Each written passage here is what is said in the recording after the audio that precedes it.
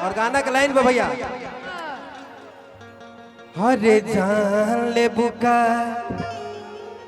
परान ले बुका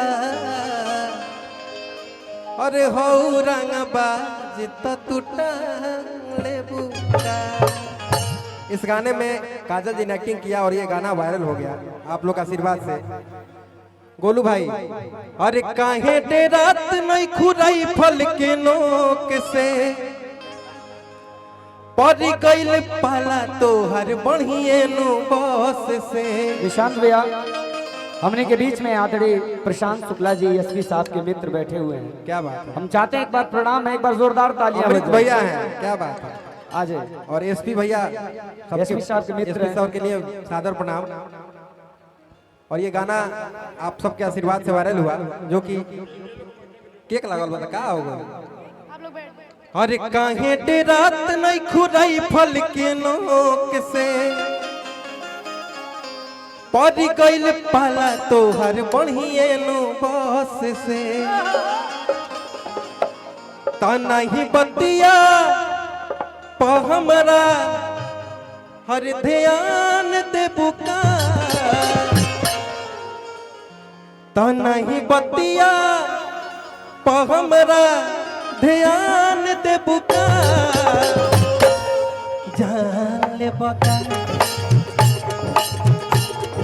जान ले बका परान ले बका हो रंगा बाज तंग ले बका जान ले बका परान ले बका हो रंगा बाज तंग ले बका।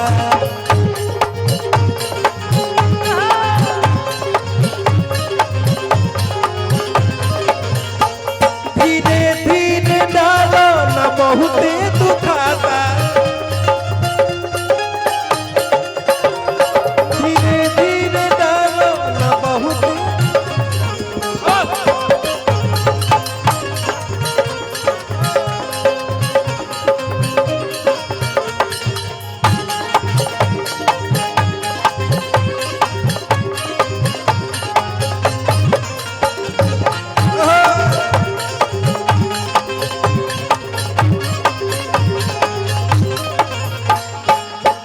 एगो गाना का निसारे का मासे अभी हर की मनवा न भरे जे कर कनिया से उहे जाके फसेला नचनिया से। एगो घर के मेहरानू अपना मर्द से कहती कि दिन बना देखे चल जाता रहा। हर की मनवा न भरे जे कर कनिया से उहे जाके फसेला नचनिया से।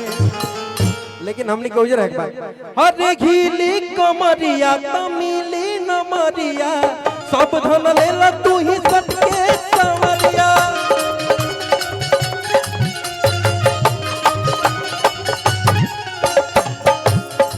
अमृत भैया और तो नहीं साता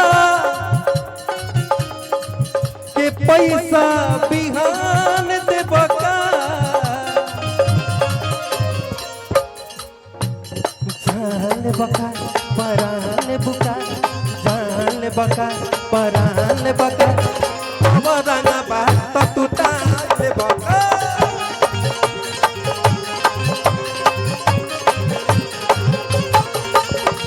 जान बुका परान बका रंगा बात टूटा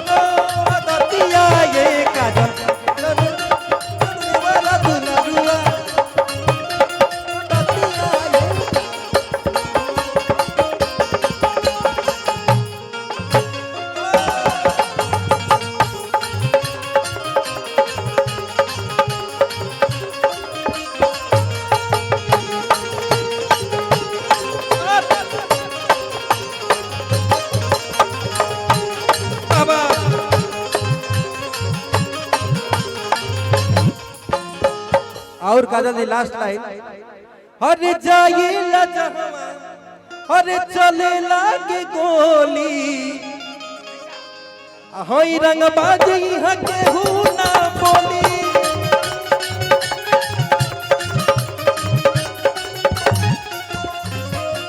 अरे जाइला जहवा चले लागे गोली हई रंग बाजी यहाँ केहू ना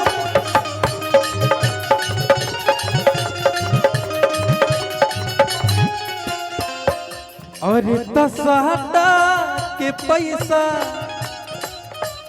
सौरभ जी बिहान देवका अरे सहटा के पैसा बिहान देवका उड़ा क्या हुआ जान बका परान बका हवा ना पाए तो टूटा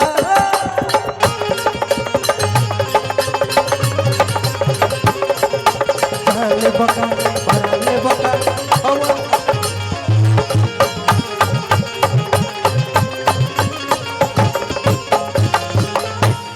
लेकिन ज्यादा कुछ ना करो तार का एक लाइन कह दे ओकर बाद सीधे सीधे हमारे बहुत सारे प्यारे मित्र गोलू भाई खुशी जी सब कोई बैठल बा